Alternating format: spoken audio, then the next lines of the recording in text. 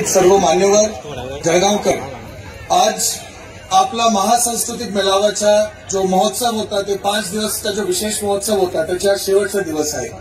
या 5 दिवसच्या विशेष महोत्सव मध्ये विभिन्न प्रकारचे कला जो परफॉर्मिंग आर्ट्स असतो त्याला आपण एक मोठा व्यासपीठ महाराष्ट्र राज्याच्या कला व संस्कृती विभागाच्या माध्यमातून उपलब्ध करून दिलेला आहे। या कार्यक्रमामध्ये आपले लोककला जळगावचे विभिन्न कलाकारांना मोठी प्रकारची या व्यासपीठ उपलब्ध करून दिली, ज्याच्या मोठ्या संख्येमध्ये संस्कृती असतो ते एक जेवणच्या माध्यमातून पण आपण दर्शवतो।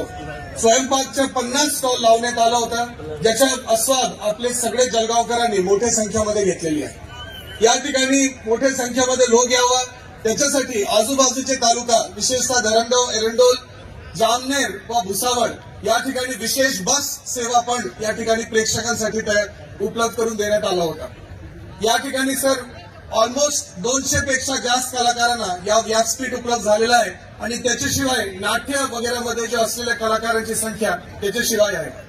सर, या कार्यक्रमाच्या माध्यमातून या जिल्ह्याचा एक महोत्सव म्हणून या साजरा आपण करतोय आणि जिल्ह्याची संस्कृती दाखवण्यासाठी आणि महाराष्ट्राची संस्कृती या जिल्ह्यामध्ये दाखवण्यासाठी एक चांगला व्यासपीठ तयार झालेला आहे। मला विश्वास आहे की पुढच्या वर्षी ज्यावेळी या सांस्कृतिक महोत्सव या जळगाव जिल्ह्यामध्ये आयोजन होणार आहे त्याच्यामध्ये याच्यापेक्षा जास्त प्रतिसाद आपले प्रेक्षक आणि जळगावकर या महोत्सवाला देणार आहे। यासारख्या महोत्सवाच्या माध्यमातून आपली लोककला आणि महाराष्ट्र आणि जळगावची संस्कृती याचे एक चांगलं प्रोत्साहन याच्या माध्यमातून मिळणार आहे आणि महिला बचत गटाला जे झालेलं उत्पन्न आहे त्यांची सशक्तीकरण आणि ग्रामीण भागाच्या विकासासाठी एक मोठा हातबल या महोत्सवाच्या माध्यमातून मिळालेली आहे।